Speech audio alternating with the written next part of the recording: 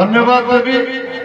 अभिनंदन जनइबी स्वागत करी जो मैंने लंबा समय धरी अपेक्षा करी आमर विश्वर सबुठ बड़ राजनीतिक दल भारतीय जनता पार्टी सामिल होती ये योगदान निश्चित भाव में चांदवाली विधानसभा सहित जिला एवं राज्य रे पार्लियामेंट रे शक्तिशाली दल कर समस्त अकाल परिश्रम अखंड परिश्रम भारतीय जनता पार्टी को आगू नब समस्ते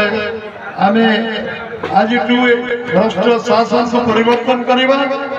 बीजेडी सरकार को विदाय करवा बीजेपी सरकार आसो ये निर्वाचन साधारण लोक लड़ुच निर्वाचन साधारण लोक हाथ में पड़े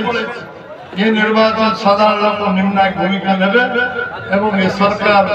जो भ्रष्ट सरकार दुर्नीति सरकार एविचारी सरकार को समाप्त करेंगे जो माने गरीब लोगों को गरीब गरीब करते जो माने 1.5 कोटी युवक मान को दादन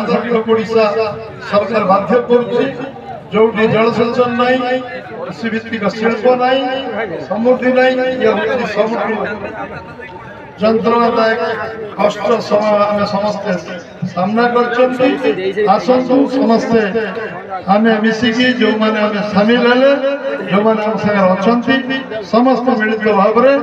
आगामी दिन में परिवर्तन सरकार परिवर्तन करने समस्त बहुत बहुत धन्यवाद।